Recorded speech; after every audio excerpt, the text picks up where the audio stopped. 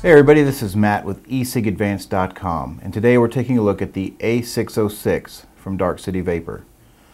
The A606 is a variable voltage tube mod. It utilizes pulse width modulation. It is made in China. Like everything else made in China, the numbers on this, the output, are not really accurate. We're going to talk about that in depth in a little bit. It uses a single button to control all functions. You do have a screen. Takes an 18500 battery, which is supplied in the kit, and it does have a single 510 connection located off to the side of the tube. It is styled very much in, well, it's a knockoff of the GLV. In the literature, the book that comes with it is very detailed. It does actually, for a Chinese mod, give very good instructions on how to use it, but on the cover of that, it's called a lava tube. So China, again, not very original with their naming and with their design. But the device does work, and we're going to take a look at it.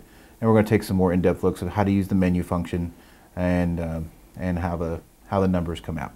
The device does come in two colors. It comes in black, and it also comes in white. The finish has got a little bit of a sparkle flake in it.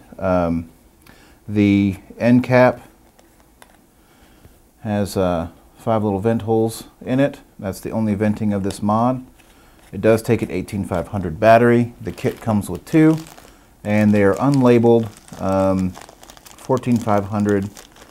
I believe they're 1400 mAh batteries. It doesn't say whether they're ICR or IMR, whether they're protected or not. But, you know, they do work. It also comes with a single bay charger that also does work. All right, so white, black.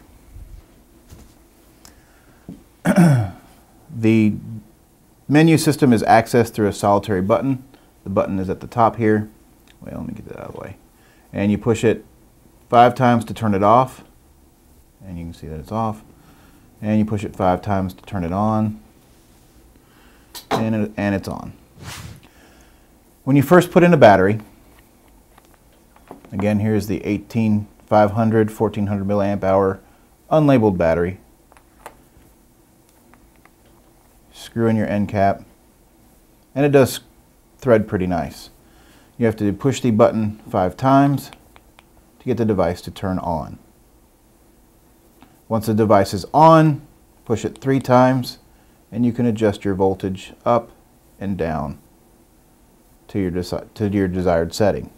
If you want to check the resistance of your atomizer, turn the knob to the right, and it will tell you the resistance that you have attached.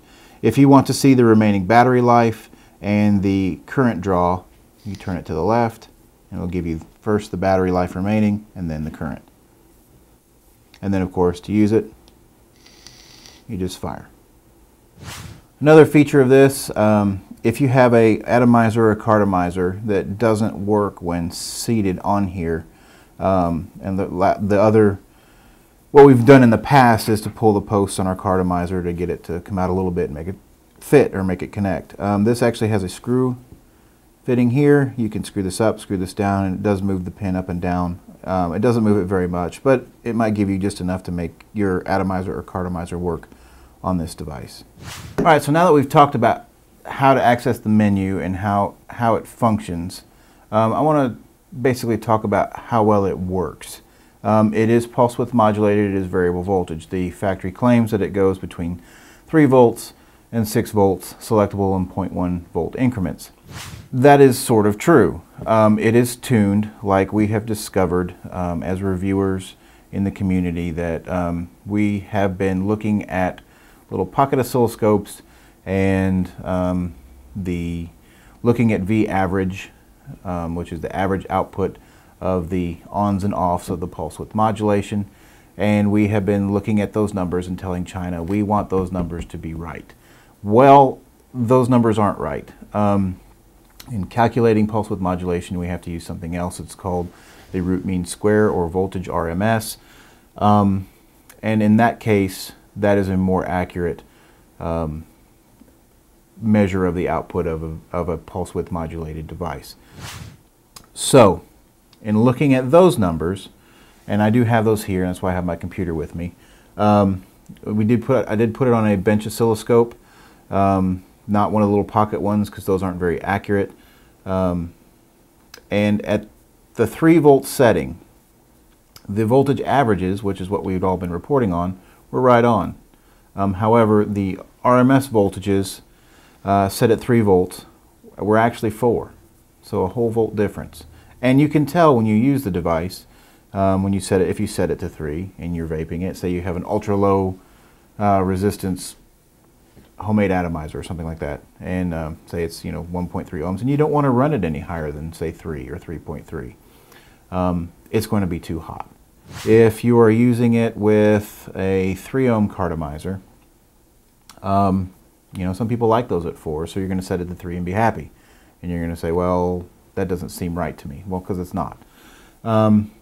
Moving on, if you set it to 4 volts, you're getting between 4.5 and 4.8 volts depending on what resistance you have. Yes, it does change based on resistance.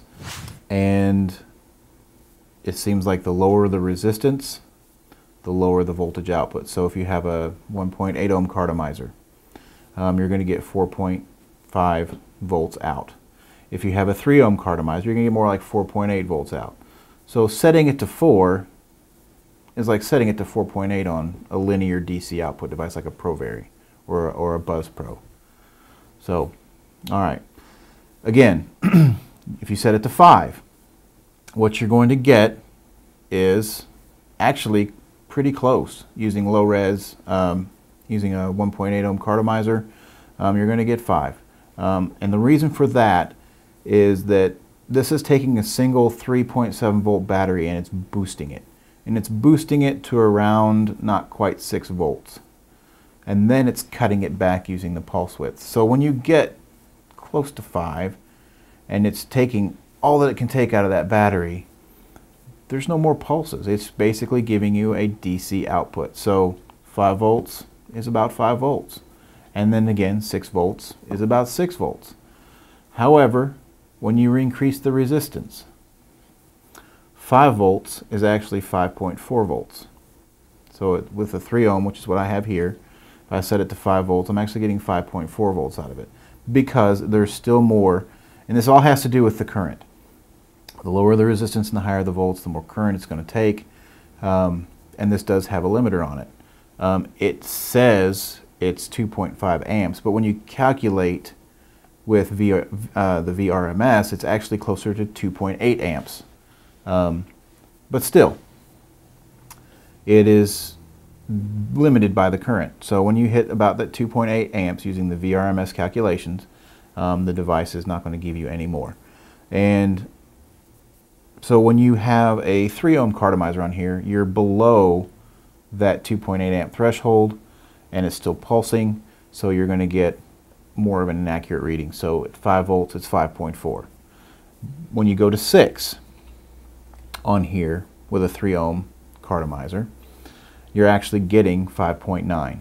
And you're getting 5.9 because you've reached the limit and it's putting out 6 volts from the battery. It's putting out 6 volts to your cartomizer. No more pulses. It's just a DC linear output. And so as you get closer to 6 volts, the more accurate these devices are. However, they are not truly 3 volts to 6 volts. They're more 4 volts to 6 volts. And then again, it's dependent on what you put on it. The higher the resistance, the more inaccurate it will be. So keep that in mind. I'm not going to say that this is a bad device to own. It does work. It does work pretty well.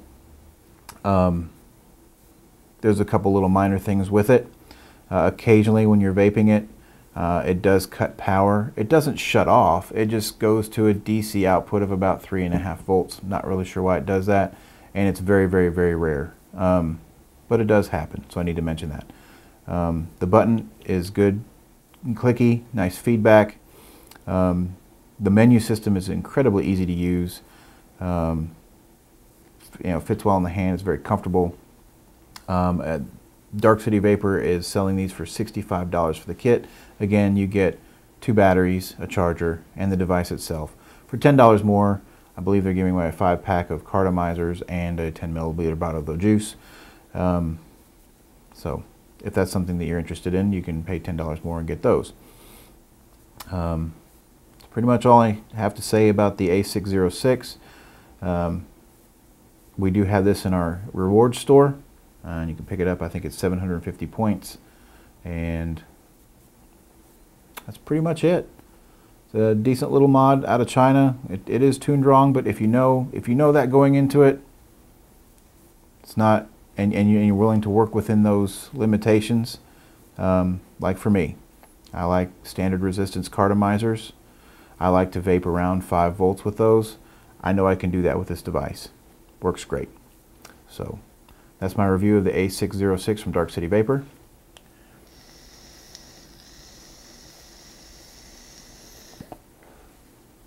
Be sure to check out our website, e-cigadvanced.com.